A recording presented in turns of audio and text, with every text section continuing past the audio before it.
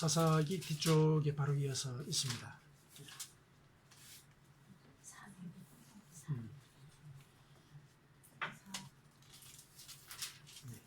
룻기 1장 12절에서 18절까지 같이 봉독하도록 하겠습니다. 내 딸들아 되돌아가라. 나는 늙었으니 남편을 두지 못할지라. 가령 내가 소망이 있다고 말한다든지 오늘 밤에 남편을 두어 아들들을 낳는다 하더라도 너희가 어찌 그들이 자라기를 기다리겠으며 어찌 남편 없이 지내겠다고 결심하겠느냐. 내 딸들아 그렇지 아니하니라. 여호와의 손이 나를 치셨으므로 나는 너희로 말미암아 더욱 마음이 아프도다 하며 그들이 소리를 높여 다시 울더니 오르바는 그의 시어머니에게 입을 맞추되 그 손그를 붙쫓았더라. 나오미가 또 이르되 보라 네 동서는 그의 백성과 그의 신들에게로 돌아가나니 너도 너의 동서를 따라 돌아가라 하니 룻이 이르되 내게 어머니를 떠나며 어머니를 따르지 말고 돌아가라 강권하지 마옵소서. 어머니께서 가시는 곳에 나도 가고 어머니께서 머무시는 곳에서 나도 머물겠나이다.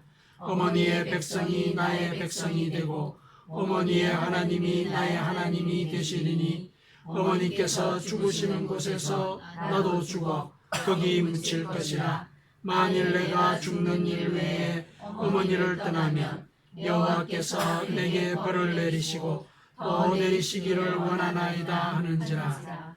나오미가 룻이 자기와 함께 가기로 굳게 결심함을 보고 그에게 말하기를 그치니라.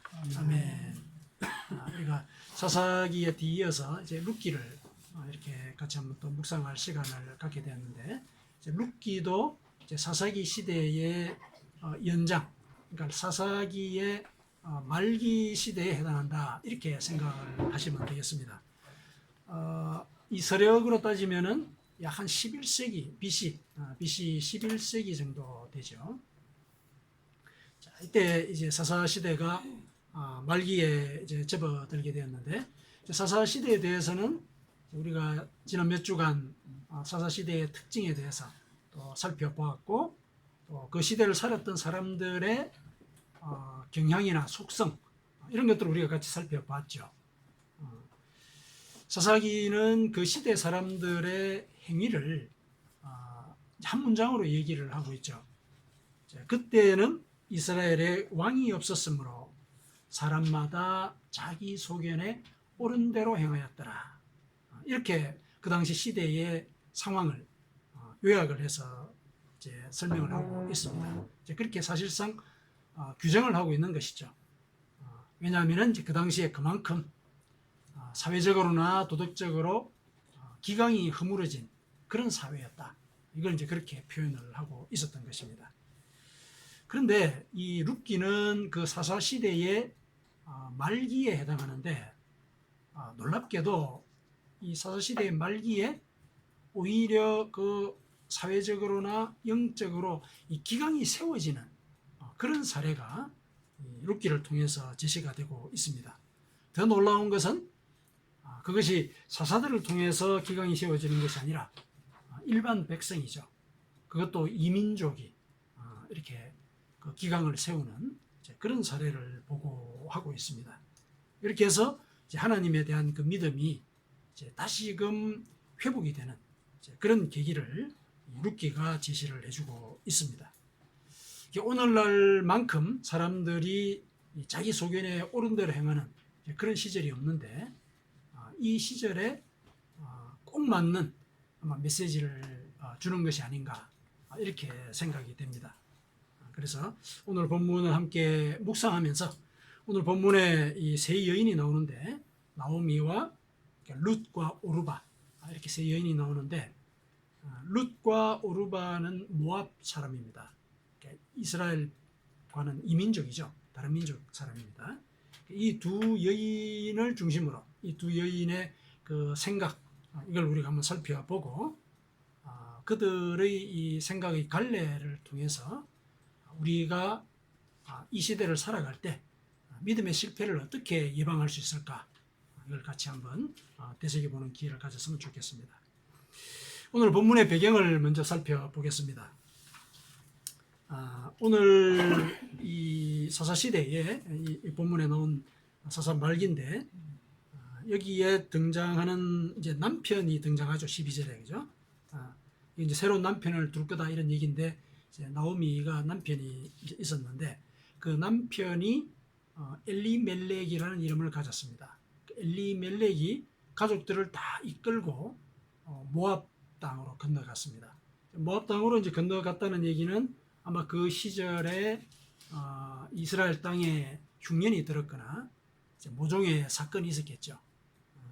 나중에 나오미가 일이 다 벌어진 뒤에 고향에 풍년이 들었다 이런 소식을 듣고 다시 돌아가기로 결정한 것을 보면은 아마 흉년이 있어서 이 엘리멜렉이 가족들을 다 데리고 살 길을 찾아서 이스라엘 땅 바깥인 그 모압 땅으로 가지 않았을까 이렇게 이제 추정을 합니다.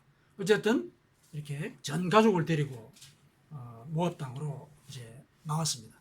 엘리멜렉과 관련된 그 행적은 성경에 그렇게 자세히 기록되어 있지는 않습니다. 그런데 이제 정황상 그가 어떤 성향을 가진 사람인지 이거를 충분히 짐작할 수가 있습니다. 뭘 가지고 그렇게 얘기하냐면은 우선 이제 그의 이름을 보면은 그 이름을 볼 때 이 사람은 이스라엘의 그 신앙의 전통 이거를 지키는 가정에서 살아났고 또 그 분위기 속에서 살았다는 걸 알 수가 있습니다. 엘리멜렉이라고 하는 이름이 뭐냐면은 이름의 뜻이 뭐냐면은 엘리 하면은 나의 하나님이란 뜻이에요. 십자가에서 예수님께서 엘리 엘리 라마 사박다니 그렇게 외치셨죠. 나의 하나님 나의 하나님 어찌하여 나를 버리시나이까. 그때 엘리 나의 하나님이란 뜻이죠. 멜렉은 왕이란 뜻입니다. 그러니까 나의 하나님이 왕이시다 이런 뜻을 가지고 있는 이름이죠. 그러니까 이런 이름을 부모가 지어줬을 것이고 또 그 이름으로 산 것입니다. 그러니까 이스라엘의 그 신앙의 전통, 또 율법도 지키고 이런 이제 삶을 살았다는 걸 우리가 짐작을 할 수가 있습니다. 그런데 이 사람이 모압 땅으로 이주를 했습니다. 이 모압은 모세가 여호와의 총회에 들이지 말아라, 교류하지 말아라 이렇게 얘기를 했습니다. 하나님을 믿는 자들의 모임에는 모압 사람들을 불러들이지 말아라 이렇게 금지를 했습니다. 이게 율법에 나온 얘기거든요. 그 율법을 알 법한 사람인데 전 가족을 데리고 모압 땅으로 간 겁니다. 하나님이 왜 모압 사람들을 여호와의 총회에 들이지 말아라 그렇게 얘기했냐면은 이스라엘 백성들이 애굽에서 탈출하지 않았습니까? 탈출을 해서 이제 광야를 떠돌다가 이제 가나안을 앞두고 모압 지경을 통과하게 되었습니다. 모압의 평야에 이제 그 많은 백성들이 잠시 자리를 트고 거기서 유숙을 하게 되었는데 그때 이 모압의 왕이 선지자를 시켜가지고 이스라엘 백성을 저주하게 사주를 했습니다.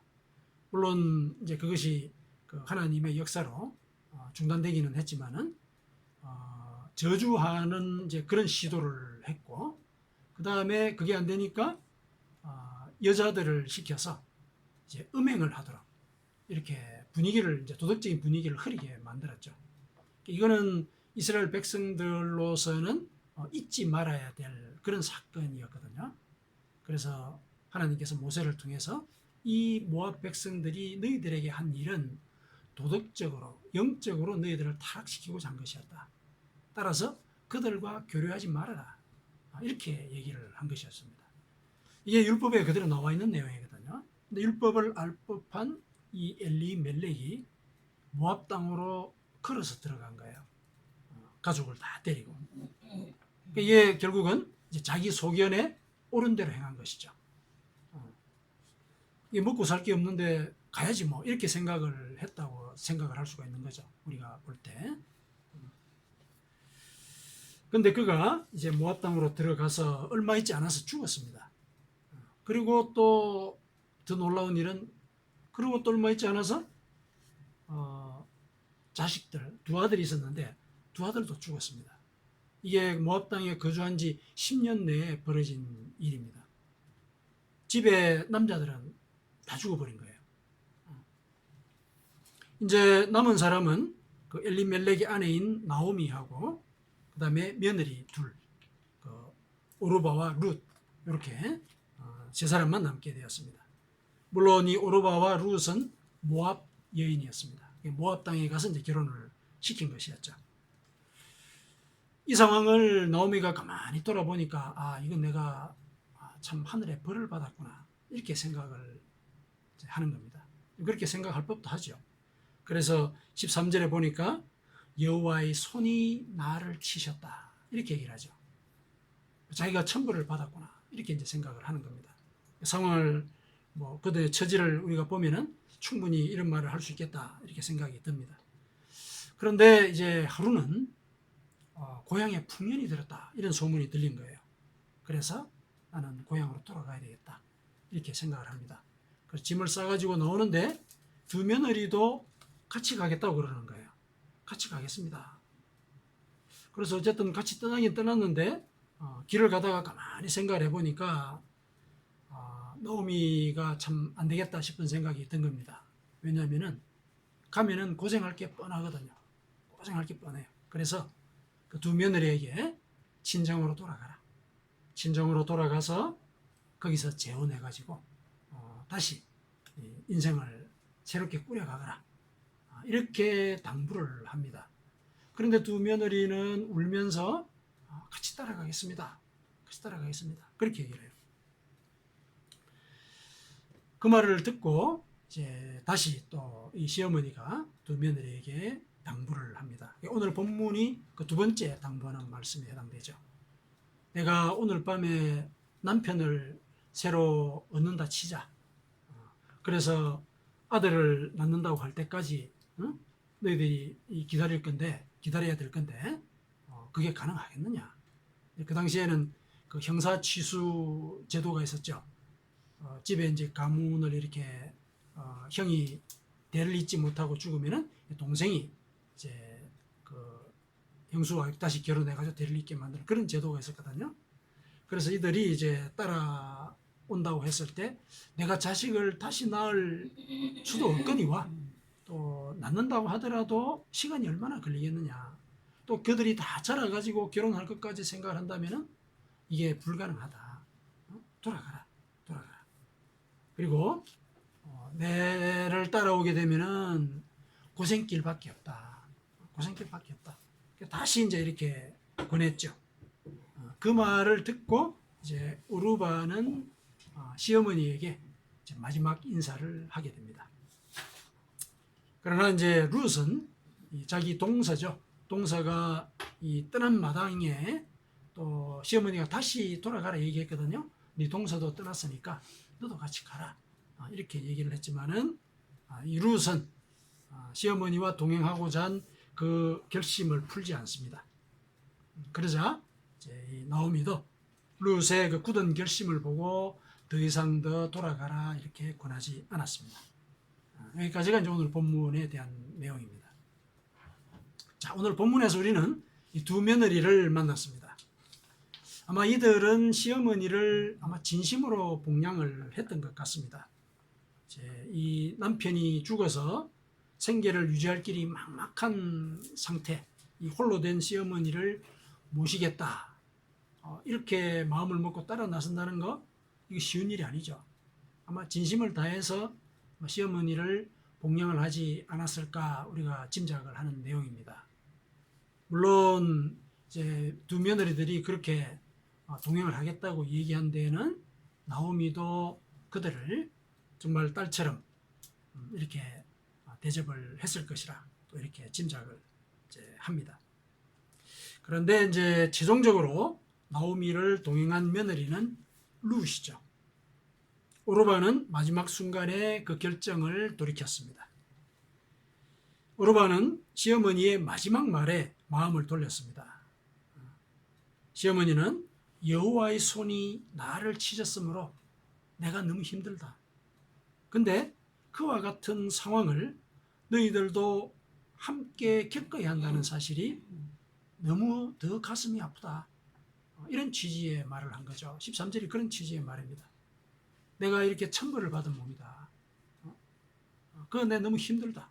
근데 너희로 말미암아 내가 더 힘들다는 얘기는 너희와 같이 이와 같은 이 고통스러운 상황을 함께 걸어간다는 것, 너희들이 너무 안쓰럽다. 그게 나를 더 힘들게 한다. 이런 말을 들은 것이죠. 자, 이 말을 이제 듣고서 오르바는 이제 마음을 이제 돌이킨 것이거든요. 이 말을 들었을 때 아마 오르바는 여러 가지 생각을 했을 겁니다. 짧은 순간이지만은 아마 큰 여러 가지 생각이 들었을 거라는 생각이 듭니다. 무슨 생각을 했을까? 우리가 짐작을 해보면은 아마 시어머니가 이렇게 힘들어 하시니까 자기만이라도 그 상황에서는 어머니에게 짐이 돼서는 안 되겠다. 그래서 내가 이 자리를 벗어나 주는 것이 어머니에게는 그래도 좀 마음의 짐이라도 좀 드는 것이 아닐까. 이렇게 생각했을 수도 있을 겁니다.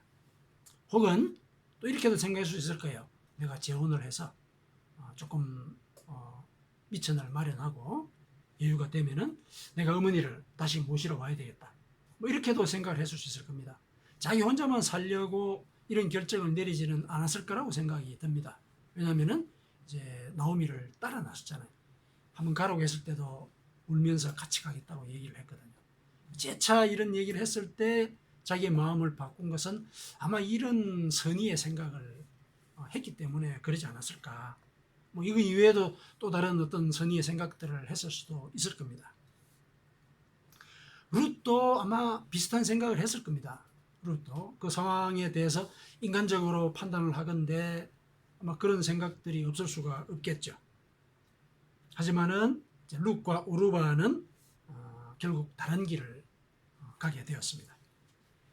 오르바가 어떤 선의의 생각을 했든지 간에 그녀는 결국 15절에 나온 대로 그의 백성과 그의 신들에게로 돌아갔습니다.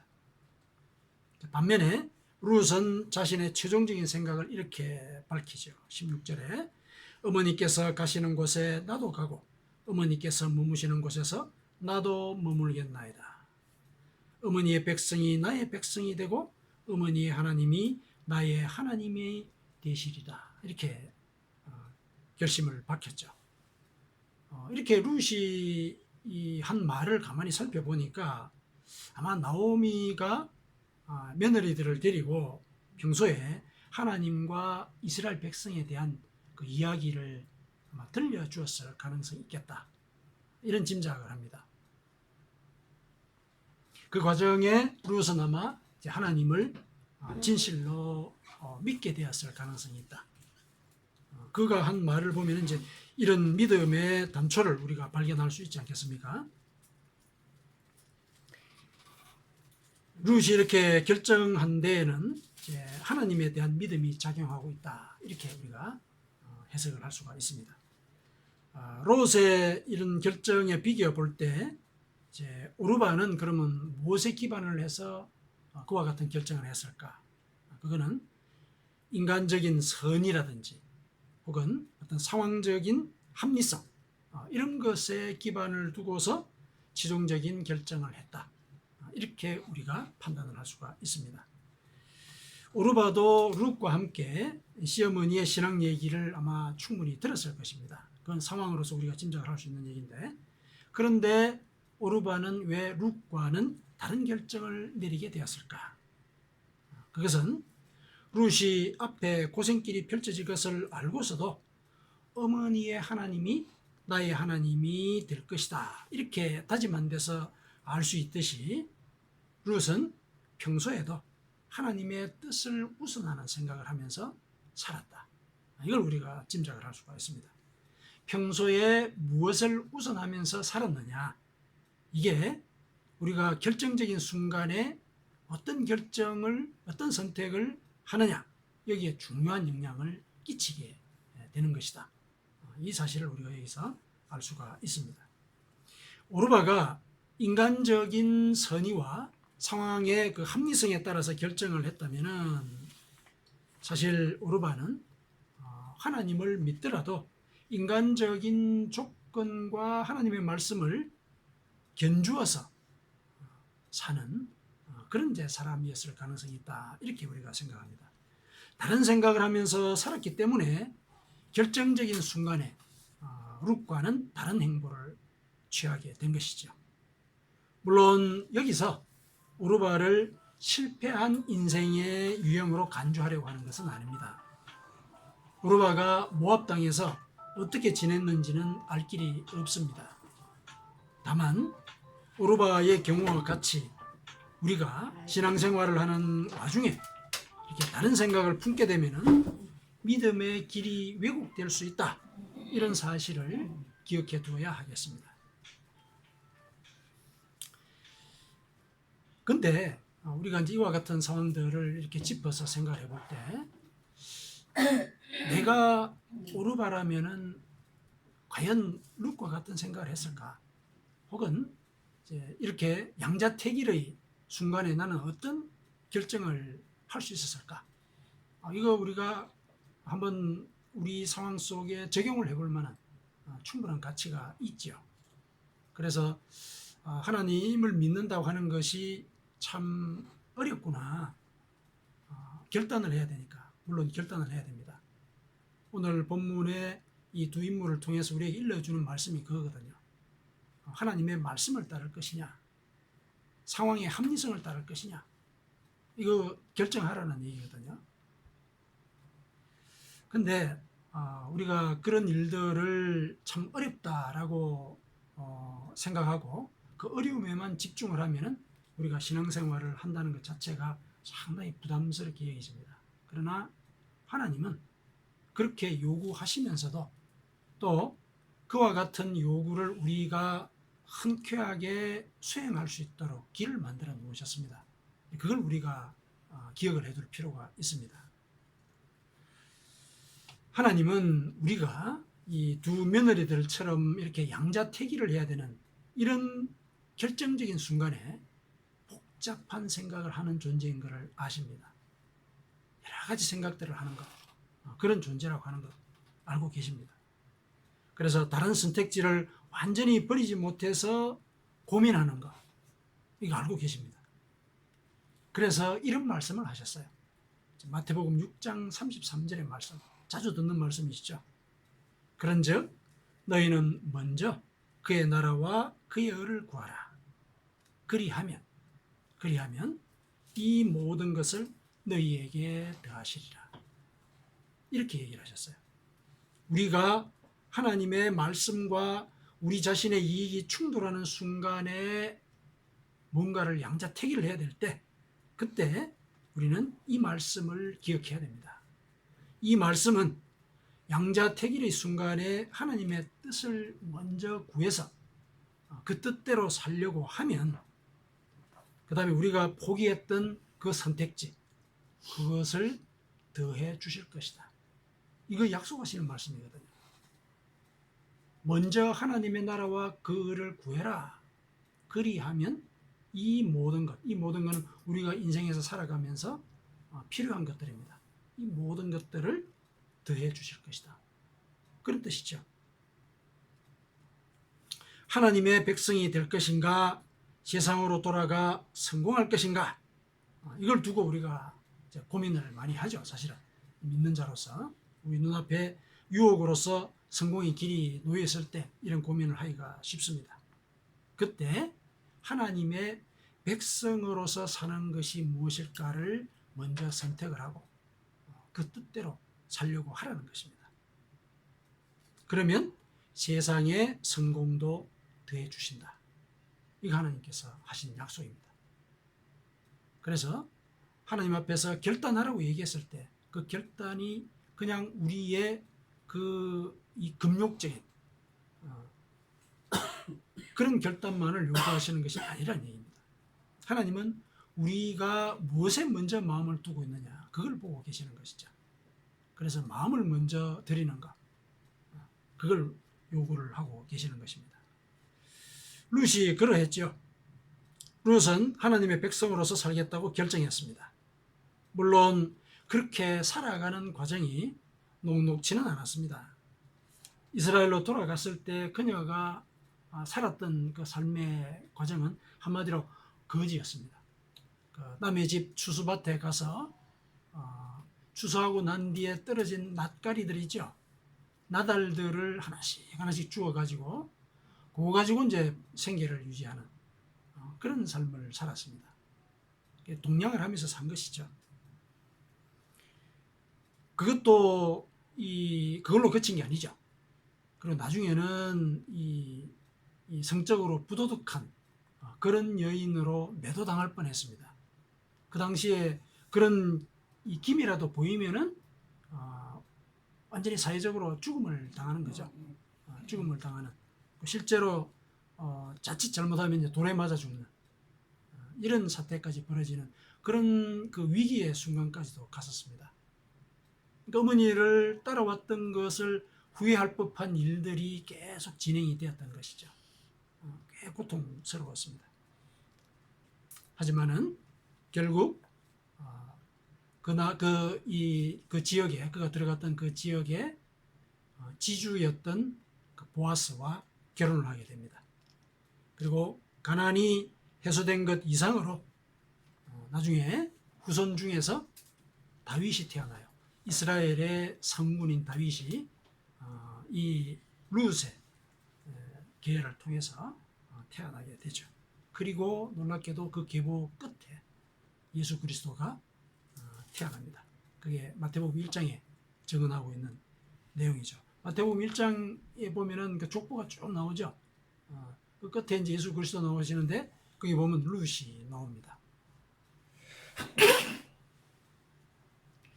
먼저 그의 나라와 그의 의를 구하라. 그리하면 이 모든 것을 너희에게 더하시리라 하는 이 말씀이 룻의 인생에 그대로 적용이 되었습니다. 믿음을 온전히 지킨 결과이지요. 자, 여기서 한 가지 의문이 있을 수 있습니다.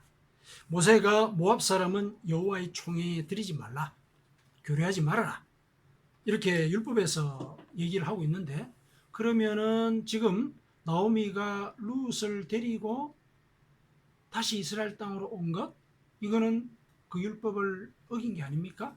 이렇게 얘기할 수 있죠. 그 규정 자체를 어긴 것은 맞습니다. 규정 자체를 어겼습니다.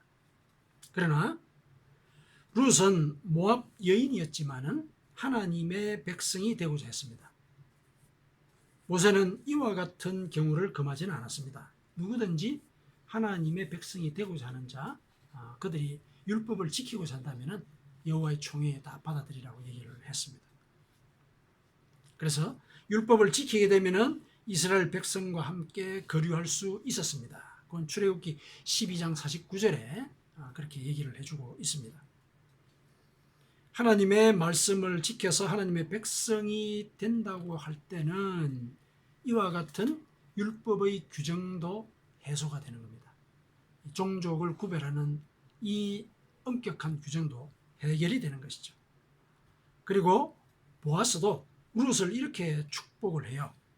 룻기 2장 12절에 뭐라고 축복을 하냐면은 여호와께서 내가 행한 일에 보답하시기를 원하며 이스라엘의 하나님 여호와께서 그의 날개 아래에 보호를 받으러 온 내게 온전한 상 주시기를 원하노라. 이렇게 축복을 해주죠.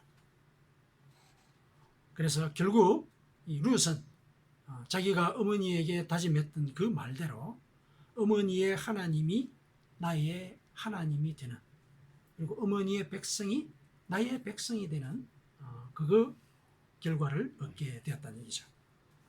자, 이것은 하나님께서 하신 그 약속, 마태복음에서 예수님을 통해서 하신 그 약속, 이미 이제 구약에서 행위로 그것을 다 보증을 이제 하신 사건에 해당을 하는 것이죠.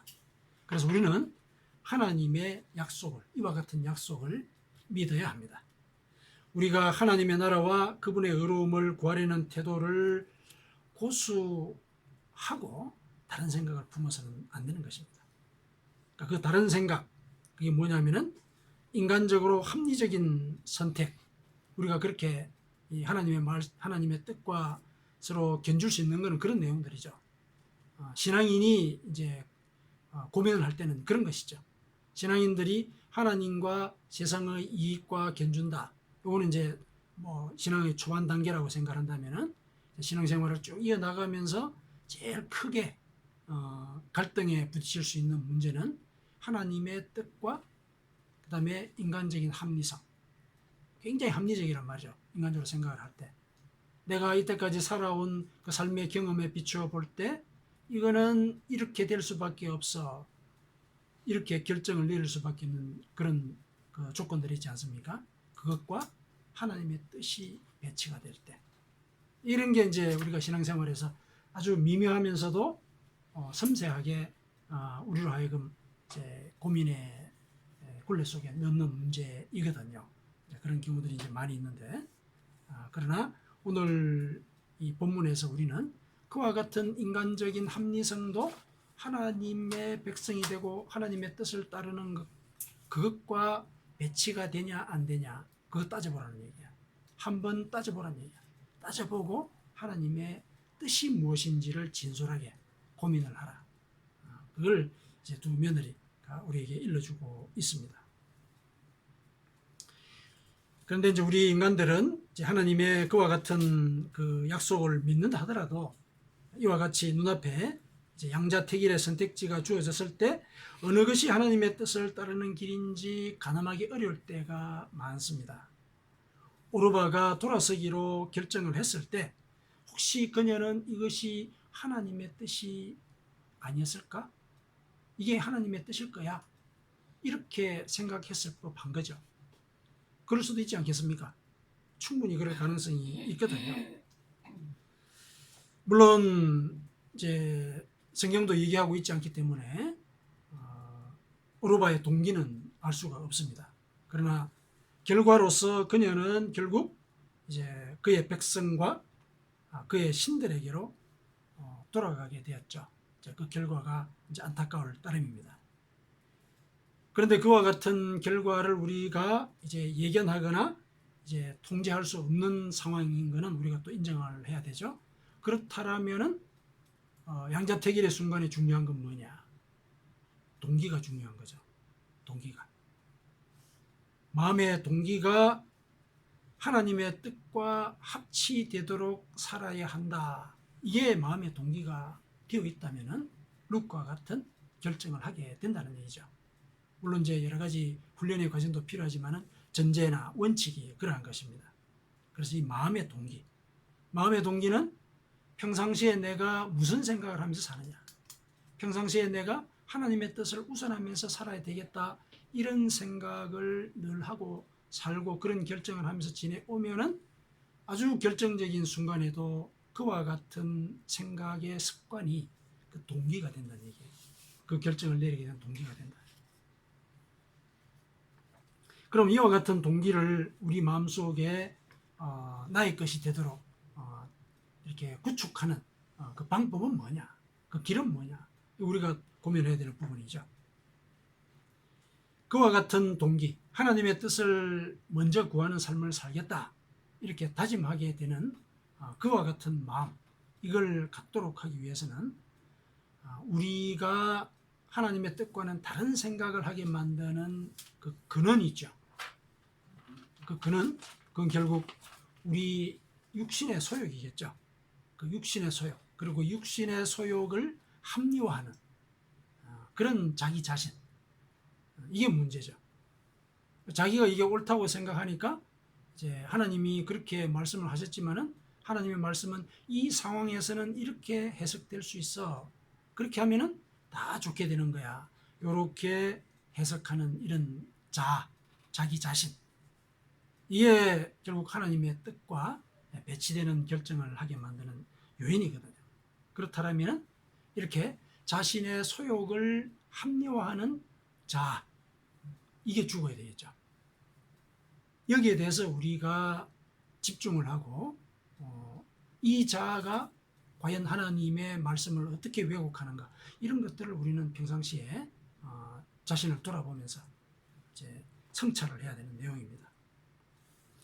이렇게 우리가 자신을 죽일 때 우리가 하나님과 연합해서 하나님의 완전한 사랑을 우리가 체험할 수 있게 됩니다. 이렇게 살았던 사람이 또 역사 속에 있습니다. 17세기 영성가죠. 프랑스 사람인데 잔느 기용이라는 이런 사람이 있습니다. 여성이에요. 이 잔느 기용은 이교도로 정죄를 당합니다. 이교도. 그래가지고 8년간 바스티유 감옥에 갇혀요. 그녀가 왜 그렇게 갇혔느냐? 그녀가 뭘 가르쳤기 때문에 그래요. 뭘 가르쳤냐면은 예수 그리스도를 믿기만 하면 의롭다고 인정을 받는다. 이거 가르쳤어요. 또 하나님께 직접 나아가서 예수 그리스도의 이름으로 기도해라. 잔느 기용의 이 가르침의 주요한 내용은 두 가지입니다. 우리는 믿음으로 의롭게 되는 존재다. 그 다음에 하나님께 직접 나아가서 기도해라. 직접 기도해라.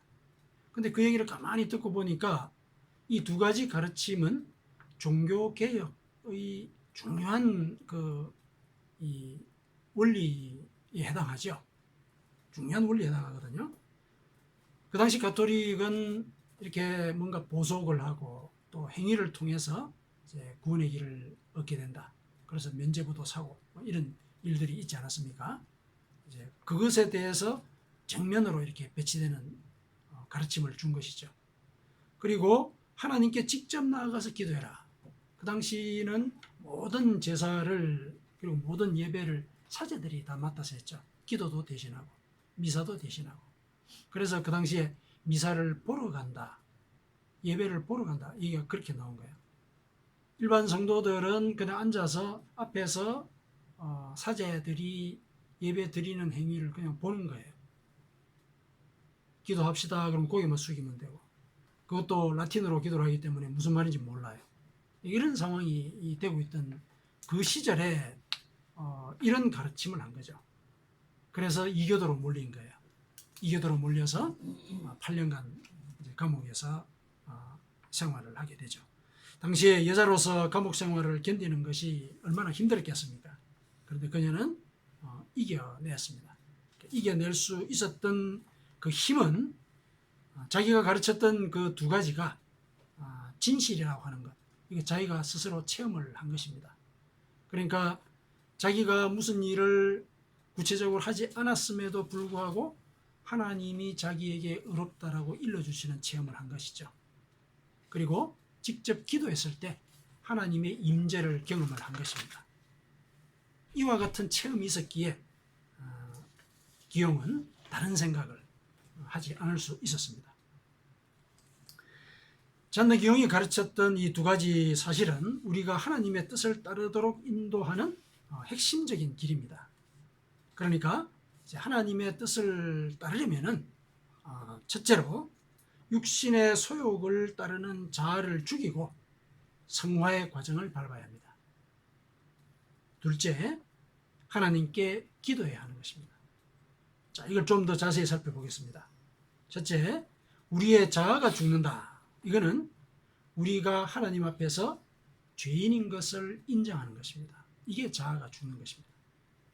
날마다 자신의 삶을 하나님 앞에 비겨서 하나님 말씀에 비겨서 회개할 때 우리는 하나님으로부터 의롭다는 인정을 받게 됩니다.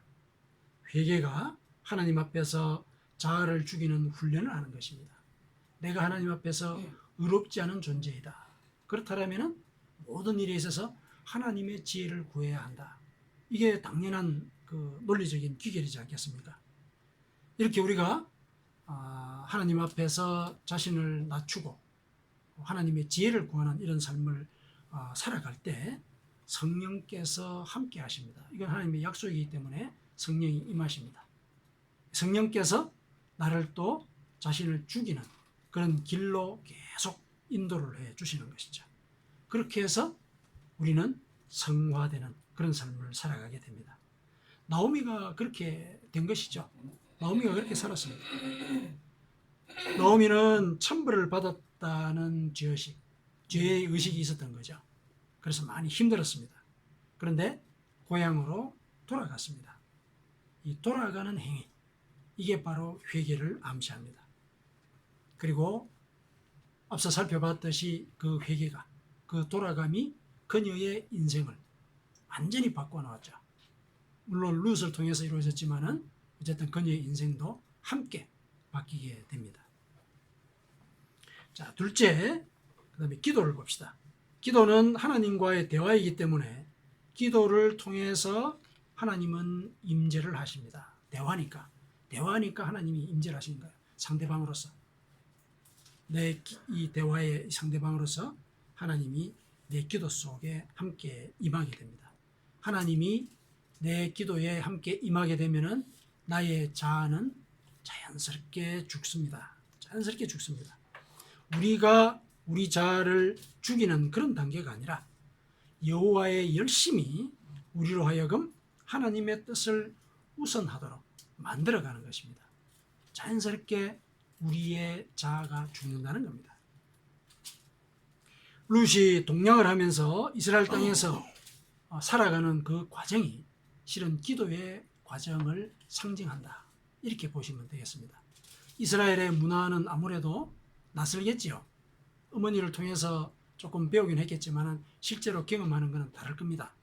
게다가 동냥까지 하면서 지내야 됐던 그 과정들, 적응이 참 힘들었을 겁니다. 그러니까 모압의 그 이방 신들을 섬기던 곳에서 하나님을 섬기는 것으로 바꾸는 그 과정, 이게 결국은 기도라고 얘기할 수 있는데 그것이 쉽지는 않을 겁니다. 기도하는 중에 여러 가지 인간적인 생각들, 또 나의 그 옳은 판단들에 대한 평가들, 또 성경 말씀에 대한 의혹들, 이런 것들이 기도 중에 막 나와요. 이런 과정들을 우리가 이겨내 가는 것, 이게 룻이 그 이스라엘 땅에 적응해 가는 그 과정으로 상징이 되었다. 이렇게 볼 수 있는 것입니다. 그러나 이 기도나 신앙은 끝까지 인내하는 자에게 구원을 선물하는 그런 과정입니다. 그래서 그와 같은 여러 가지 이 압박이나 고통이 있을 때 끝까지 견디는 것, 이게 중요한 것입니다. 기도는 룻이 겪은 고난만큼이나 힘들 수 있습니다. 그러나 그 기도는 자기를 죽이는 이런 과정인 것과 동시에 하나님의 뜻에 자신을 맞추어가는 그런 과정입니다. 그래서 기도를 직접 해야 된다. 이것을 또한 우리가 여기서 볼 수가 있습니다. 그래서 기도는 하나님과 연합하는 동력을 제공한다. 이렇게 기억을 해두시면 되겠습니다. 사랑하는 성도 여러분, 우리의 일상은 무수한 양자택일의 연속입니다. 그동안 그와 같은 상황 속에서 어떤 기준을 선택하면서 지내오셨습니까? 인정을 선택을 하셨습니까? 인간이라면은 그렇게 해야지, 이렇게 생각을 해서 판단을 하셨습니까? 아니면은 자신에게 이익이 되니까, 혹은 이것이 합리적인 판단이니까 이런 등등의 기준으로 선택을 해오셨습니까? 자, 이제는 무슨 일이 닥치든지 하나님의 뜻이 무엇인지를 먼저 구해 주십시오. 그 뜻을 구하기 위해서 우리는 회개해야 됩니다. 그리고 기도해야 합니다. 이 회개와 기도의 과정 속에서 성령이 우리와 함께 하십니다. 그렇게 되면은 우리는 하나님과 하나가 되어서 하나님의 뜻을 따르는 자로서 살아갈 수 있게 됩니다. 그리고 이 사실도 기억해 주십시오. 하나님은 우리가 하나님의 뜻을 따르기 위해서 우리가 포기한 그 선택지를 결코 우리와 동시에 포기하지 아니하신다. 그 선택지를 우리가 상상하던 그 이상으로 우리에게 더 적절하도록 더해 주신다. 이거 기억하십시오. 사랑하는 성도 여러분, 하나님을 우선하려는 생각과는 다른 생각을 품지 마십시오. 늘 회개하면서 기도해야 그런 믿음의 실패를 예방할 수 있습니다. 그것이 습관이 될 때 믿음이 굳건하게 성장합니다. 아멘. 오늘은 성찬식이 있는 주일입니다. 마음을 모두어서 예수 그리스도의 그 순환의 의미를 내 삶 속에 적용하고 그 은혜를 묵상하는 시간을 잠시 갖겠습니다.